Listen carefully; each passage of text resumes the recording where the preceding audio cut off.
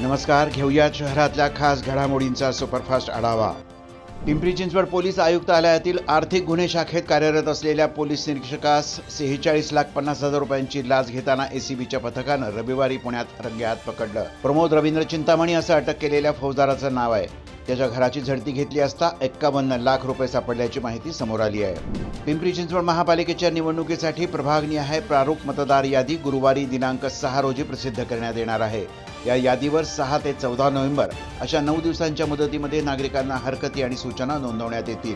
पुणे महानगर प्रदेश विकास प्राधिकरण PMRDAच्या नुकत्याच झालेल्या बैठकीमध्ये बांधकाम क्षेत्राबरोबरील सहकार्य अधिक भक्कम करण्याचा संकल्प करण्यात आला।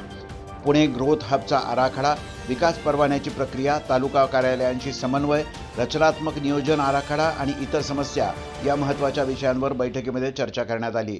PMRDAचे आयुक्त डॉक्टर योगेश म्हसे बैठकीच्या अध्यक्षस्थानी होते। चिंचवड आणि आकुर्डी रेल्वे स्थानकावरील एक स्थानक एक उत्पादन स्टॉलची दुरवस्था झाली असल्यानं हे स्टॉल घेण्यास कोणीही तयार नाही। या योजनेतून रेल्वेला खूप कमी महसूल मिळत असल्यानं रेल्वे प्रशासन याकडे दुर्लक्ष करतंय असा आरोप सामाजिक संस्थांनी केला आहे। अवकाळी पावसाच्या तडाख्यामुळे पिंपरी येथील लाल बहादूर शास्त्री भाजी मंडईतील पालेभाज्यांच्या दरात वाढ झाली आहे। रविवारी 2 नोव्हेंबर रोजी पालेभाज्यांचे दर गेल्या आठवड्याच्या तुलनेत 10 ते 15 रुपयांनी वाढले असल्याचं विक्रेत्यांनी सांगितलं।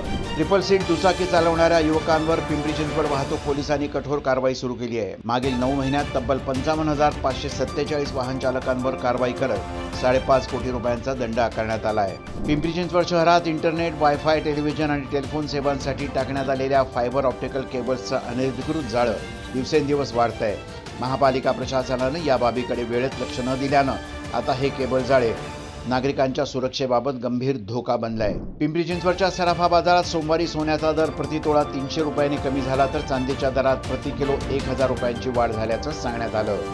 जादा तासाच्या नावाखाली शिक्षकानं 17 वर्षीय विद्यार्थिनीचा विनयभंग केल्याचा धक्कादायक प्रकार निगडी इथं उघडकीस आला आहे।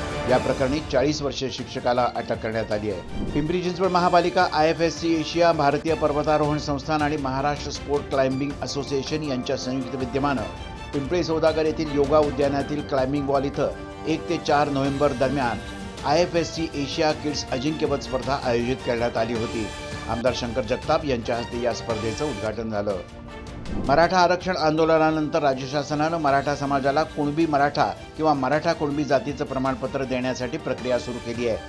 शहरातील अपर तहसीलदार कार्यालयातून गेल्या 2 वर्षात मराठा समाजाला एकूण 358 OBC प्रमाणपत्र मिळाली आहेत।